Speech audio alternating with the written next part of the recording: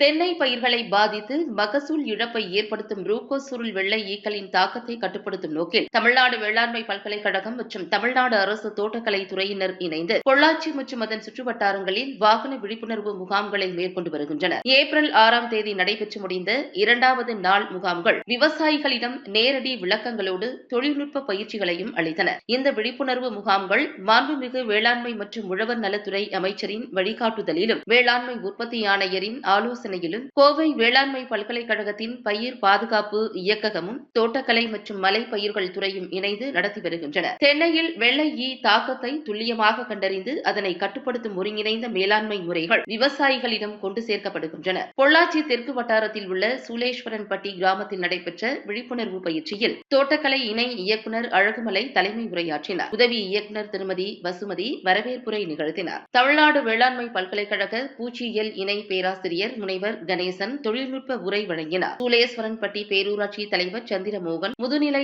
ஆராய்ச்சியாளர் முனைவர் அருள்குமார் மற்றும் தோட்டக்கலை அலுவலர்கள் கலந்து கொண்டு முகாமிற்கு ஒத்துழைப்பு வழங்கினர். இதில் 75க்கும் மேற்பட்ட தென்னை விவசாயிகள் கலந்து கொண்டு வெள்ளை ஈக்களை இயற்கை முறையில் கட்டுப்படுத்தும் முறைகளை நேரில் காணக்கூடிய வகையில் பயிற்சி பெற்றனர். அதே நாளில் பொள்ளாச்சி வடக்கு வட்டாரத்தின் மூலனூர், ஆவளப்பம்பட்டி மற்றும் கொண்டைக்கவுண்டம்பாளையம் ஆகிய பகுதிகளிலும் ஒருங்கிணைந்த மேலாண்மை விழிப்புணர்வு பயிற்சிகள் நடத்தப்பட்டன. இந்த முகாம்களில் உதவி பேராசிரியர் பாஸ்கரன், தோட்டக்கலை உதவி இயக்குநர் சௌமியா மற்றும் அலுவலர் குமாரசாமி ஆகியோர் விவசாயிகளுக்கு விளக்கம் அளித்தனர். சுமார் 55 விவசாயிகள் கலந்து கொண்டு வெள்ளை ஈக்களை அடக்கும் முறைகள் குறித்து செயல் விளக்கங்களுடன் பயிற்சி பெற்றனர். ஆனைமலை வட்டாரத்தில் உள்ள அங்கலாக்குறிச்சி கிராமத்தில் நடைபெற்ற பயிற்சியில் தென்னை ஆராய்ச்சி நிலைய பேராசிரியர்கள் முனைவர் சுதாலட்சுமி மற்றும் முனைவர் அருள் பிரகாஷ், தோட்டக்கலை உதவி இயக்குநர் கோபிநாத் மற்றும் அலுவலர் பேகம் பிர்தோஸ் ஆகியோர் பயிற்சிகளை நன்கு வழி நடத்தினர். இந்த முகாமில் 40க்கும் மேற்பட்ட விவசாயிகள் கலந்து கொண்டு வெள்ளை ஈக்களின் தாக்கத்தை சமாளிக்கும் உயிரியல் மற்றும் இயற்கை முறைகள் குறித்த விளக்கங்களை பெற்றனர். தென்னை தமிழ்நாட்டில் 4.67 லட்சம் ஹெக்டேரில் பயிரிடப்பட்டு வருவதுடன் இதன் பாதியில் அதிகமான பகுதிகளில் ரூகோஸ் சுருள் வெள்ளை ஈக்கள் தாக்கம் அதிகரித்து மகசூல் இழப்பை ஏற்படுத்தி வருகிறது.